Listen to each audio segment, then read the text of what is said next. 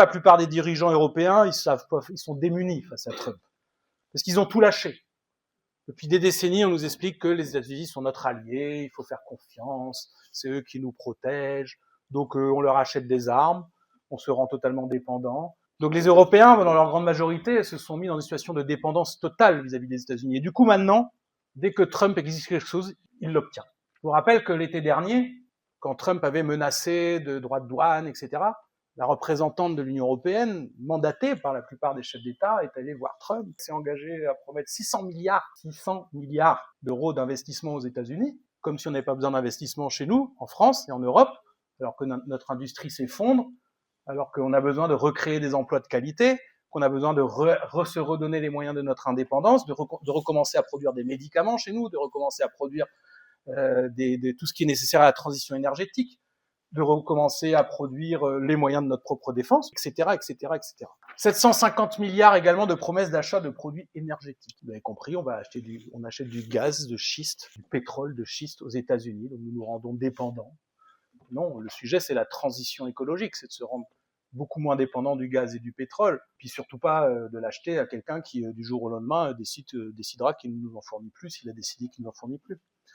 Et puis aussi la promesse de lever tout un ensemble de règles, notamment les règles sur le numérique, etc., etc. Les règles sur, vous savez que énormément d'appareils numériques utilisés en Europe sont américains.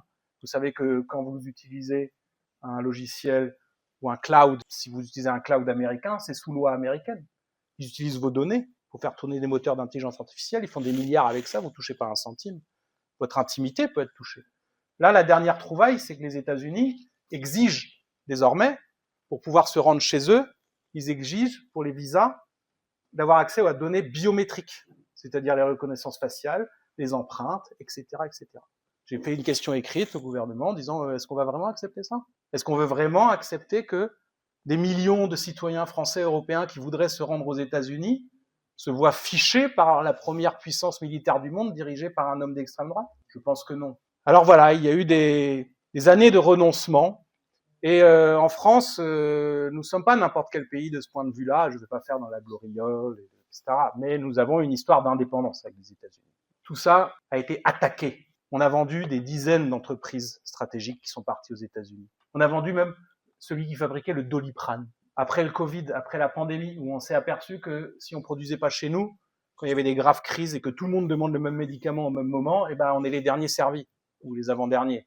Non, il a quand même laissé partir, vendre aux Américains l'usine qui produit le Doliprane. Donc nous voici placés devant la situation où finalement jamais, peut-être depuis la Deuxième Guerre mondiale, l'alternative entre être indépendant ou être vassalisé, c'est-à-dire ne plus avoir les moyens de décider pour nous-mêmes, jamais cette alternative n'a été aussi présente. C'est ça le débat qui nous est posé. Et c'est ça une des questions centrales de l'élection de 2027 de la présidentielle. L'indépendance, ça suppose de la puissance. C'est quoi la puissance? C'est être en capacité de faire ce qu'on veut, pas plus. Mais la puissance, c'est pas, comme le pense Macron, d'accumuler des moyens militaires, des missiles, etc. Oui, il faut les moyens de notre défense. La France a tout à fait les moyens de sa défense. La France est une puissance nucléaire. Mais pour le reste, la puissance, c'est quoi? La puissance, c'est des services publics de qualité. C'est un peuple bien formé. C'est une industrie.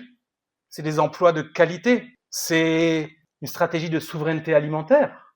De ne pas avoir besoin d'acheter à l'extérieur ce qu'on mange. C'est une stratégie de souveraineté sanitaire. C'est tout cela. Et c'est peut-être au-dessus de tout un peuple uni. Un peuple uni. C'est pour ça que nous parlons de la nouvelle France.